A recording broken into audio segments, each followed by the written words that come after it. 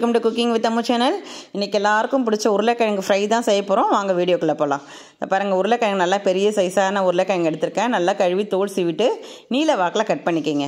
இந்த உருளைக்கிழங்கோட சைஸ் வந்து பெருசாக இருந்ததுன்னா இந்த மாதிரி மெலிசாக கட் பண்ணுறதுக்கு நல்லாயிருக்கும். பார்க்குறதுக்கு நீட்டாக இருக்குது பாருங்கள், குச்சி மாதிரி. இந்த மாதிரி சைஸுக்கு நம்ம கட் பண்ணி எடுத்துக்குவோம். அப்போ நல்லாயிருக்கும் நமக்கு சாப்பிடும் போது. பசங்க கிட்ட அப்படியே சின்ன குழந்தைங்களா இருந்தாலும் ஒன்று கொடுத்திங்கன்னா அப்படியே வந்துங்க சாப்பிட்றதுக்கு நல்லாயிருக்கும். பக்கத்துலேயே வந்து ஒரு பாத்திரத்தில் தண்ணி வச்சுட்டு அப்படியே கட் பண்ணி போடுங்க. இது பிகினர்ஸ்க்காக சொல்கிறேன், இல்லைன்னா கருத்துரும். அப்படியே பாருங்கள், இந்த மாதிரி நல்லா சீவிட்டு இந்த சைஸுக்கு திக்னஸ் இருந்தால் போதும்.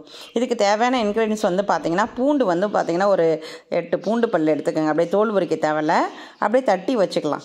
வேறு எந்த இன்க்ரீடியன்ஸும் இது வந்து பெருசாக நம்ம கட் பண்ணணும்லாம் அவசியம் கிடையாது. ஃப்ரைன்றதுலாம் ரொம்ப நல்லாயிருக்கும். இந்த மாதிரி தோலோடு நம்ம தட்டி வச்சுக்கலாம்.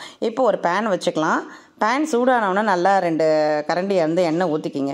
கொஞ்சம் எண்ணெய் தாராளமாக இருக்கணும் இந்த ஃப்ரைக்கு, அப்போ தான் மொறு நல்லாயிருக்கும். கடுகு வந்து ஒரு ஸ்பூன் போட்டுக்கோங்க. 1/2 ஸ்பூன் வந்து வெள்ளை உளுத்தம் பருப்பு போட்டுக்கோங்க. 1/2 ஸ்பூன் ஜீரகம் சேர்த்துக்கங்களாம். கொஞ்சோண்டு பெருங்காயத்தூள் போட்டுக்கோங்க. அப்படியே நல்லா படப்படன்னு பொரிஞ்சோன்னா இந்த தட்டி வச்ச பூண்டியுமே போட்டு நல்லா வதக்கி கொடுங்க. கமகமன் வாசனையாக இருக்கும். இப்போ நம்ம கட் பண்ணி வச்சுருக்கோம் இல்லையா உருளைக்கிழங்கு, அதையுமே எடுத்து போட்டு நல்லா அந்த எண்ணெயிலே நல்லா வதக்குங்க. உருளைக்கிழங்கோட கலர் வந்து கொஞ்சம் மாறுற வரைக்கும் நம்ம அந்த எண்ணெயிலே நல்லாமே வதக்கி கொடுங்க. பூண்டும் பாருங்கள் நல்லா அப்படியே கமகமன் அந்த எண்ணெயிலே வந்து ஃப்ரை ஆகும்போது ரொம்ப டேஸ்ட்டாக இருக்கும்.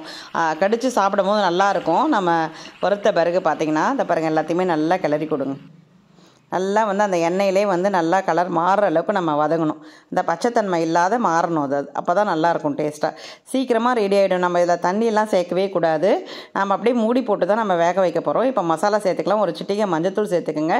1 ஸ்பூன் வெறுமிளகாத்தூள், ஒரு 1/2 ஸ்பூன் நம்ம வந்து தனியாத்தூள் வந்து சேர்த்துக்கலாம். உங்களுக்கு காரம் கம்மியாக வந்துன்னா 3/4 ஸ்பூன் கூட நீங்கள் சேர்த்துக்கலாம். இப்போ எல்லாத்தையுமே இந்த மசாலா எல்லாத்தையுமே ஒன்றா நல்லா வதக்கி விடுங்க. மிளகாத்தூள், அந்த கொத்தமல்லி தூள், மஞ்சத்தூள் எல்லாமே அந்த எண்ணெயில் நல்லா வந்து ஃப்ரை ஆகட்டும். இப்போ வந்து நமக்கு தேவையான அளவு வந்து நம்ம உப்பு சேர்த்து வதக்கிக்கலாம். நம்ம அப்படியே பாருங்கள் எப்படி நல்லா வதங்குது பாருங்கள் எண்ணெயிலே. உப்பு வந்து நிறைய போடாதீங்க, இதுக்கு கறிக்க ஆரம்பிச்சிடும். திட்டமான அளவு வந்து நம்ம உப்பு அப்படியே ஸ்ப்ரெட் பண்ணி விட்டுக்க வேண்டியது தான்.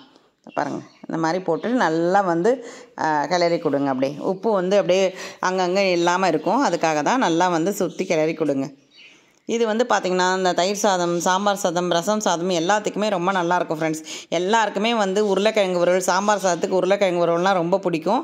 இந்த மெத்தட் வந்து பார்த்திங்கன்னா நம்ம வெங்காயம் அரிய தேவையில்லை, இதெல்லாம் எதுவுமே தேவையில்ல. பூண்டை கூட உரிக்க தேவையில்ல, அப்படியே நம்ம தட்டி போட்டுடலாம். இப்போ அப்படியே நம்ம மூடி போட்டுருவோம். ஒரு 5 நிமிஷம் வந்து நம்ம மீடியம் ஃப்ளேமில் வச்சுட்டு அப்படியே வந்து அது ஃப்ரை ஆகட்டும். அந்த ஆவிலே வந்து அந்த காய் எல்லாமே வெந்துடும். தண்ணி வந்து தனியாக ஊற்றணும்னு அவசியம் கிடையாது. 5 மினிட்ஸ் கழிச்சு பார்க்கலாம். பாருங்கள், அப்படியே கம்மன்னு அது திறக்கும் போதே நல்லா வாசனையாக இருக்கும். இப்போ பாருங்கள், அப்படியே சூப்பராக ரெடி ஆகிட்டே இருக்குது. இந்த ஸ்டேஜில் நம்ம வந்து கரம் மசாலா வந்து சேர்த்துக்க போகிறோம். நம்ம ஒரு வதக்கிக்கலாம். அதுக்கு முன்னாடி பாருங்கள், அந்த எண்ணெய்லாம் கலரே வந்து மாறி இருக்குது பாருங்கள். அப்படியே செவன்னு இருக்குது பாருங்கள் சூப்பராக. இந்த கரம் மசாலா ஆப்ஷனல் தான், வேணும்னா நீங்கள் போட்டுக்கோங்க. நான் வந்து ஒரு 3/4 ஸ்பூன் வந்து சேர்த்துருக்கேன். இது ஒரு டேஸ்டியாக இருக்கும். நல்லா அப்படியே வதக்கி கொடுங்க. அந்த பச்சை வாசனை போகிற அளவுக்கு நல்லா வதக்கணும். இப்போ நம்ம வந்து திரும்பவும் லோ ஃப்ளேமில் வச்சுட்டு தான் நம்ம மூடி விட போகிறோம். ஒரு 2 நிமிஷம் கழிச்சு நம்ம எடுத்துக்கலாம். அது வரைக்கும் கொஞ்சம் நல்லா அப்படியே ஃப்ரை பண்ணி விடுங்க.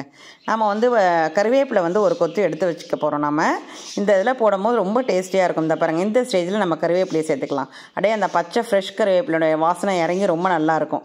இப்போ நல்லா ஒரு கிளறிட்டு மூடி வச்சுருங்க. அப்படியே இது வந்து பார்த்திங்கன்னா எல்லாருக்குமே வந்து இந்த சாம்பார் சாதம், தயிர் சாதத்துக்கு உருளைக்கிழங்கு வறுவல் தான் நம்ம எல்லாருக்குமே பிடிக்கும்.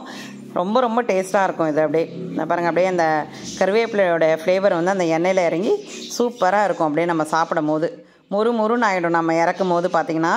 இப்போ ஆனால் நம்ம லைட்டாக மூடி போட்டுருவோம். நம்ம வதக்கி விட்டுட்டு ஒரு 2 நிமிஷம் கழித்து நம்மளுடைய உருளைக்கிழங்கு வந்து ரெடி ஆகிடும்.